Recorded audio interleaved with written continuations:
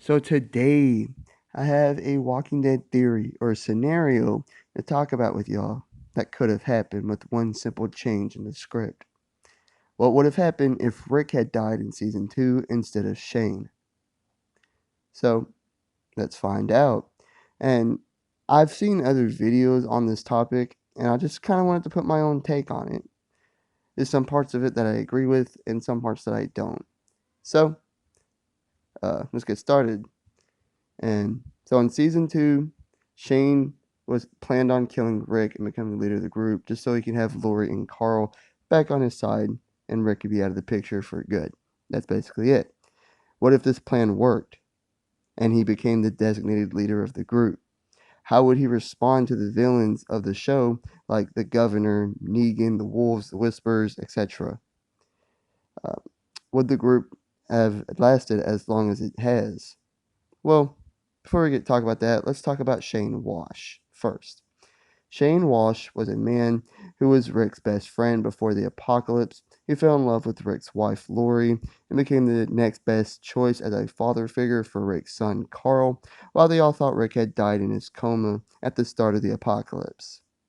He was a man who showed some great leadership qualities, and with his police training and background, was a good choice to be the group's leader. And he really was a good man. But he was also a man who adapted to this new world far too easily and quickly. He was also the kind of man who would kill his best friend because he was in love with his wife and son, and he absolutely just had to ensure, above all else, that the three of them survive. He would sacrifice the entire group to make sure he, Lori, and Carl survived. Not to mention Judith, who was possibly his daughter. That's who Shane was. Now, let's get on with this scenario. So, if this happened, upon killing Rick in front of Carl, because he was there too, he'd come up with a cover story like he did with Otis earlier in the season, and then lie to Carl, who wouldn't have been able to tell because he was coming up from behind Rick and couldn't see him.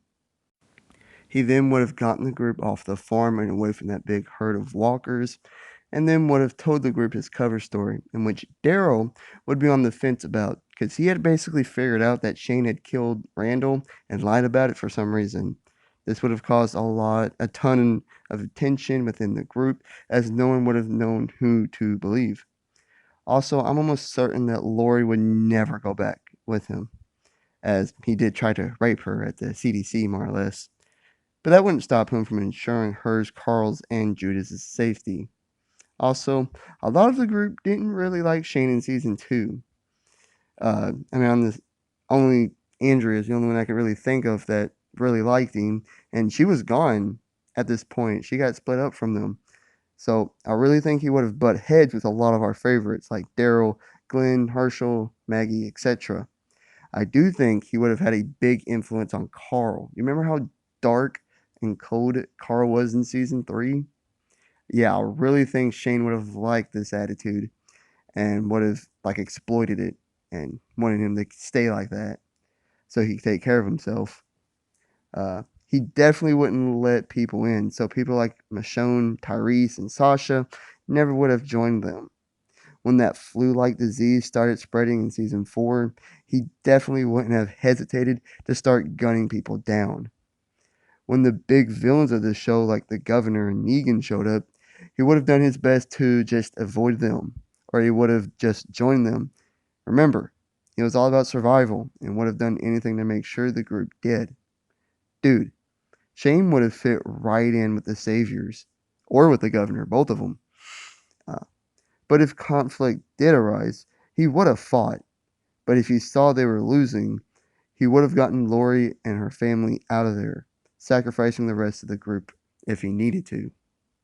Remember, he wasn't just in love with her and with her family, he was obsessed with them.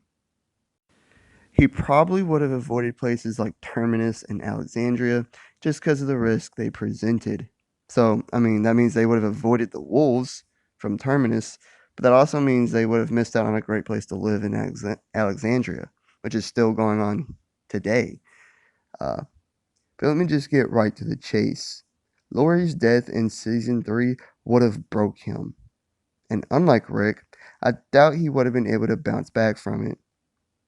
Now, I do think there might have been a small chance Judith could have saved him and made him a better person than he's ever been in his entire life, but I highly doubt it.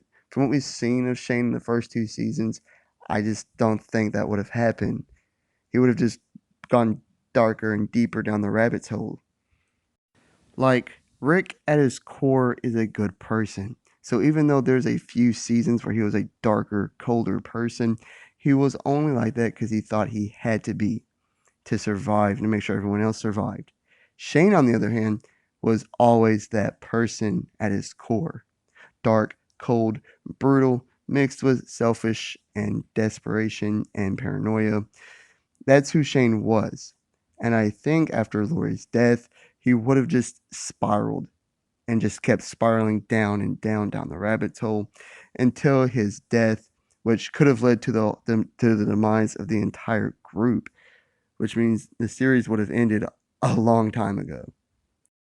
So I think we never would have gotten to see him interact with people like Merle, the governor, the Whisperers, Negan, and etc. etc. I don't think we ever would have gotten it anyways, even if he did live and Rick had died.